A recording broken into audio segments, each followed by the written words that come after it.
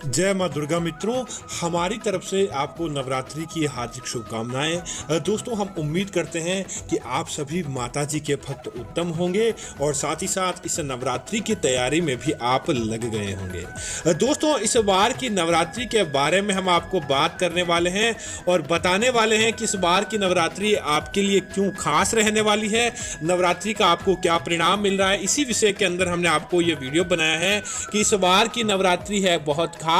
बस छोटी सी चीज आप गौ माता को खिला दे, निश्चित तौर पर माता लक्ष्मी, माँ दुर्गा आपके घर के अंदर वास करती है और आपके घर के अंदर से सारे दुखों को अपने आप ही समाप्त करती है। दोस्तों, बात करते हैं कि नवरात्रि आपके जीवन के अंदर क्यों खास होती है। दोस्तों, नवरात्रि होती है भगवान और देवी देवताओं के पूजा पाठ का दिन। ऐसा नहीं कि इस दिन केवल मात्र आप 9 देवियों की पूजा करें। दोस्तों, आप सच्चे मन से सभी देवी देवताओं को याद करें और इन नवरात्रि के दिनों के दिन जितना हो सके उतना ज्यादा पूजा पाठ के अंदर मन लगाएं। समझ लीजिए कि आपको उतना कई गुना प्रभाव आपके जीवन के अंदर देखने को मिलेगा। माँ भगवती की वजह से आपके घर के अंदर कभी भी किसी प्रकार का कोई दुख दारुण्य देखने को नहीं मिलता है। इतना प्रभावशाली माँ दुर्गा का उपाय माना जाता है, क्योंकि दोस्तों नवरात्रि होते ही बहुत खास है और इसके कारण कहा जाता है कि नवरात्रों के दौरान गौ माता के अंदर एक विशेष प्रकार की शक्ति होती है कि अगर आप गौ माता का आशीर्वाद ले लेते हैं तो समझ लीजिए कि आपके पूरे नवरात्रे बहुत ही अच्छे जाते हैं और आपको नवरात्रों के दौरान विजय प्राप्त होती है। इसीलिए दोस्तों, नवरात्रों को किस लिए खास जाना जाता है। नवरात्रे मतलब कि शुभ काम करने का दिन है। दोस्तों, ज्यादा से ज्यादा प्रतिष्ठान अर्थात की दुकानों का मुहूर्त होता है तो वह नवरात्रों के दिन होता है। किसी नए चीज की शुरुआत होती है नवरात्रों के दिन होती है। भूमि पूजन ज्यादा होता है तो वह नवरात्रों के दिन होता है। किसी भी प्रकार के हम कोई नया चीज घर के अंदर वाहन लेना चाहते हैं, घर के अंदर छोटी मोटी चीज भी लेना चाहते हैं, कपड़े भी खरीदारी करते हैं तो नवरात्रों के दौरान करते हैं, जिसका महत्व होता है कि यह स्वार्थ सिद्ध योग होते हैं। अर्थात इन दिनों के अंदर हम जो भी लेंगे समझ लीजिए कि हमें उसका कई गुना फायदा देखने को मिलेगा और हमारे जीवन भर हमारे जीवन के अंदर किसी भी प्रकार की कोई समस्या नहीं रहती है। और हमें अगर देखने को मिलता है तो माँ भवानी का आशीर्वाद देखने को मिलता है, माँ दुर्गा का आशीर्वाद देखने को मिलता है। इसीलिए दोस्तों यह नवरात्रे बहुत खास माने जाते हैं। अब बात करते हैं दोस्तों इन उपाय की कि आपको इस उपाय कैसे करना चाहिए और नवरात्रि के दौरान ये उपाय करने से आपको क्या फायदा प्राप्त होगा। दोस्तों, ऐसा नहीं है कि आप नवरात्रि के पहले दिन आप इस उपाय को करें, किसी भी दिन इस उपाय को कीजिए, आपको फायदा प्राप्त होगा। तो दोस्तों, आप क्या करें कि आप इस नवरात्रि के दौरान संख्या के अंदर गिनकर 11 केले आप लेकर आ जाए। आप 7 केले भी ला सकते हैं, 11 केले भी ला सकते हैं, 21 भी ला सकते हैं। ऐसे केले लेकर आए जिनके अंदर 2 की संख्या का भाग नहीं जाता हो। आप क्या करें, जैसा कि आप माँ दुर्गा की पूजा तो करेंगे निश्चित तौर पर, तो आप क्या करें कि माँ दुर्गा की पूजा करने के लिए आपको उनके आगे वह केले का भोग लगा देना है, क्योंकि दोस्तों केले भगवान विष्णु को प्रिय होते हैं और साथ ही साथ माँ दुर्गा की पूजा के अंदर भी का एक विशेष स्थान होता है। अब आप क्या करें कि उन केलों को मां दुर्गा के आगे रखकर आपकी जो भी मनोकामना है वह आपको मां दुर्गा से आपकी मनोकामना कहनी है। उसके बाद क्या करना है दोस्तों, इस बात का विशेष ध्यान रखें कि नवरात्रों के दौरान सबसे ज्यादा अगर मां दुर्गा किसी से प्रसन्न होती है तो वह है लाल रंग।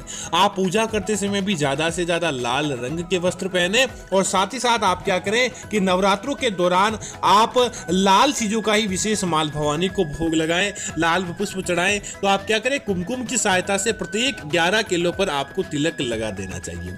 अब आपको क्या करना चाहिए, इनको मां दुर्गा के आगे रखकर आपकी मनोवांछित इच्छा बोल के आपको माता जी की आरती कर देनी चाहिए। अब दोस्तों, माता जी का आशीर्वाद लेने के लिए आप मां दुर्गा के मंत्रों का जितना ज्यादा हो सके, आपको जो भी मंत्र आते हैं आप उन मंत्रों का जाप कर सकते हैं, दुर्गा चालीसा का जाप कर सकते हैं, मां दुर्गा की आप आरती को बोल सकते हैं। या आपको किसी भी प्रकार का कोई मंत्र नहीं आता तो जय मां दुर्गा आप बस इतना ही मंत्र बोल दें, समझ लीजिए कि मां दुर्गा आपके सामने हाजिर होगी। माता जी का आपको आशीर्वाद आपके जीवन के अंदर देखने को मिलता है। या फिर आप लक्ष्मी मंत्रों का भी जाप कर सकते हैं।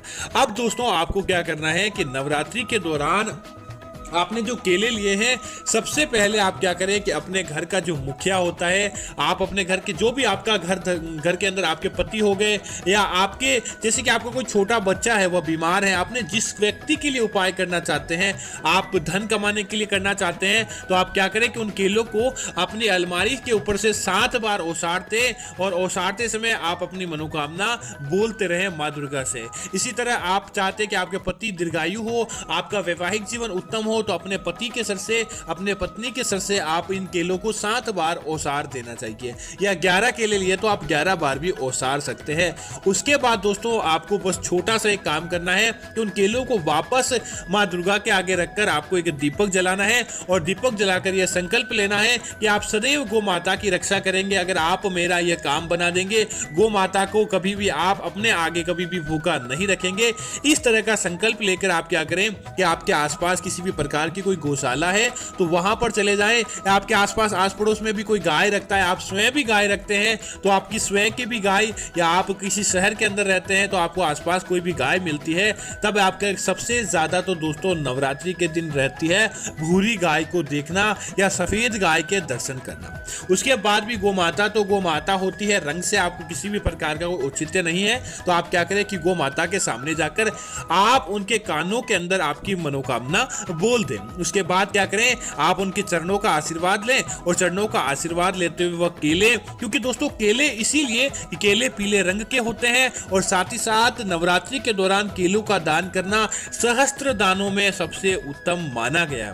और अगर आप गौ माता को केले का भोग लगाते हैं तो समझ लीजिए कि आपकी सारी जो नवग्रह होते हैं, नवग्रह राहु केतु और अंतिम जो होता है वह सूर्य ग्रह जो मजबूत होता है दोस्तों, अपने आप ही आपके जीवन के अंदर आपके कार्यों की वजह से आपके उद्धार होने लगता है और आपके वह कार्य बनने लगते हैं। अब आपने गौ माता का आशीर्वाद लेकर उनके कानों में अपनी मनोकामना बोल दी तो निश्चित तौर पर दोस्तों इस नवरात्रि से पहले पहले आपका वह काम बनता है, आपके उस कार्य के अंदर अपने आप ही आपको सफलता देखने को मिलती है, जिसकी वजह से वास्तव में आपको भी लगने लगेगा कि हाँ आपका काम बना है और आपके जीवन के अंदर कभी भी किसी प्रकार का कोई दुख दारुण्य अब नहीं रहेगा।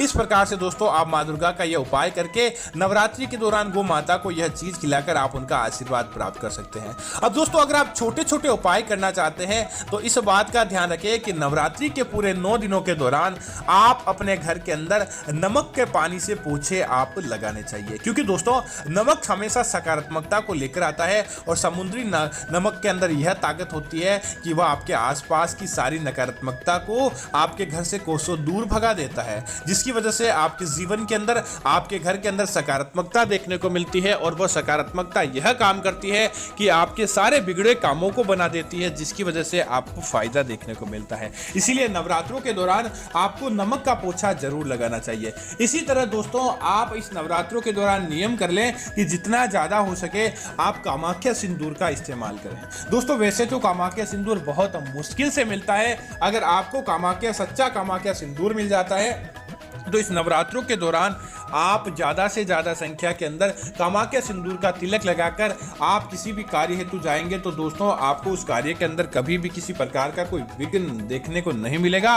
वह आपका कार्य आसानी से संपन्न हो जाएगा और उस कार्य के अंदर आपको विजय प्राप्त होती है। इतना प्रभावशाली कामाख्या सिंदूर का यह उपाय रहता है और माँ भवानी की कृपा से आपके जीवन के अंदर आपके घर के अंदर तरक्की देखने को मिलती है। आपका वह कार्य आसानी से संपन्न होता है और साथ ही साथ माँ दुर्गा के दरबार के अंदर आपकी हाजिरी लग जाती है।